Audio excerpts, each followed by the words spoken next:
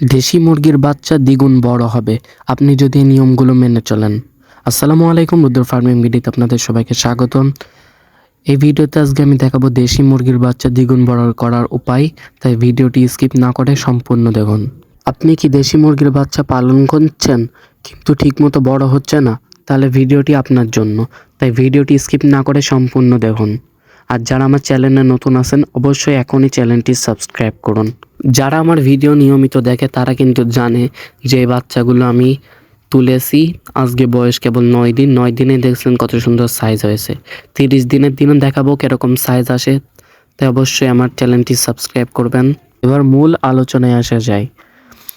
আপনারা অনেকেই প্রথম 30 দিনে এমন ছোট ছোট ভুল করেন যে ভুলের কারণে অনেক বাচ্চা অসুস্থ হয় এবং অনেক বাচ্চা মারা যায়। প্রথমে যে ভুলটা করি আমরা, সেই ভুল হচ্ছে ব্রুডিং না করা। বাচ্চা অবশ্যই ব্রুডিং করতে হবে। আপনার যদি অল্প বাচ্চা হয় তাহলে ব্রুডিং করার দরকার নেই। যেমন আমার 18টা বাচ্চা, তাই আমি ব্রুডিং করছি না, কারণ এগুলো বেচে আমাকে লাভও করতে হবে। আর যাদের হচ্ছে 50টা 100টা এরকম মুরগি আছে, তারা অবশ্যই ব্রুডিং করতে হবে। আরেকটা ভুল যেটা আমরা অনেকেই করি, বাচ্চা ওঠার পরই খাবার দিয়ে দিই। এটা করা যাবে না। বাচ্চা ওঠার 24 ঘন্টা পর প্রথমে লেবু পানি বা লাইসোভেট পানি খাওয়াতে হবে, তারপরে 1 ঘন্টা বা 2 ঘন্টা পরে ফিড দেবেন। আর হচ্ছে আপনার যারা ফিড খাওয়ান তারা অবশ্যই ভালো কোম্পানির ফিড খাওয়াবেন। বাজারে অনেক লোকাল ফিড পাওয়া যায়, সেই ফিড খাওয়ালে কিন্তু ভালো বাড়ে না। আমি অবশ্যই নাহার কোম্পানির ফিড খাওয়াই। নাহার কোম্পানির ব্রয়লার স্টারটা 0টা। আপনারা এটাও খেতে পারেন বা আকিস কোম্পানির ফিডটাও খেতে পারেন। আর দেশি মুরগির বাচ্চাকে অবশ্যই প্রথম 1 মাস ফিড খাওয়াতে হবে, একটানা, অন্য কিছু খেতে দেওয়া যাবে না।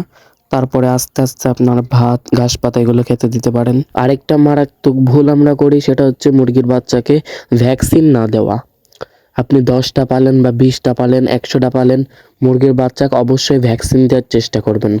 একবার যদি রানীক্ষেত বা গাম্বোরার বড় বড় ভাইরাস হয়ে যায়, তাহলে কিন্তু আপনার ফার্ম ফুলই ধ্বংস হয়ে যাবে।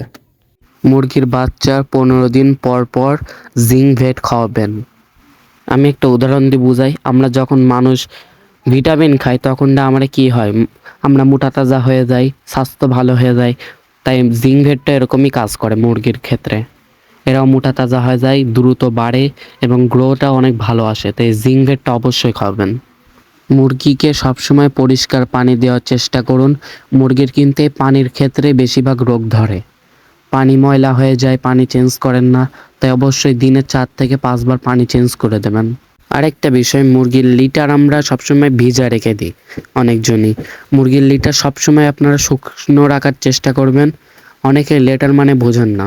মুরগির আসলে মেঝে, মুরগি যেখানে থাকে সেই জায়গাটা সবসময় শুকনো রাখার চেষ্টা করবেন, নাহলে ওরে ঠান্ডা লাগতে পারে।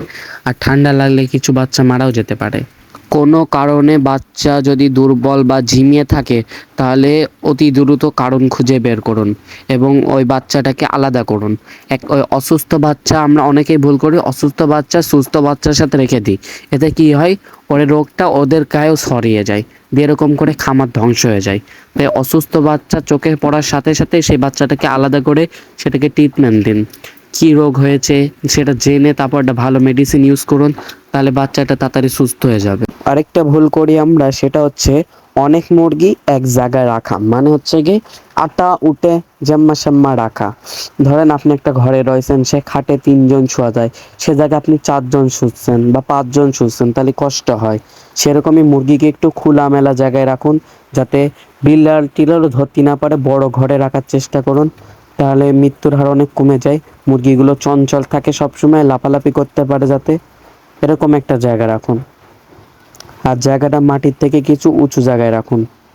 বন্ধুরা, আশা করি আজকের ভিডিও থেকে 1 থেকে 30 দিন মুরগির বাচ্চা গুরুত্বপূর্ণ সময়, এ সময় কি করবেন এগুলো জানতে পেরেছেন।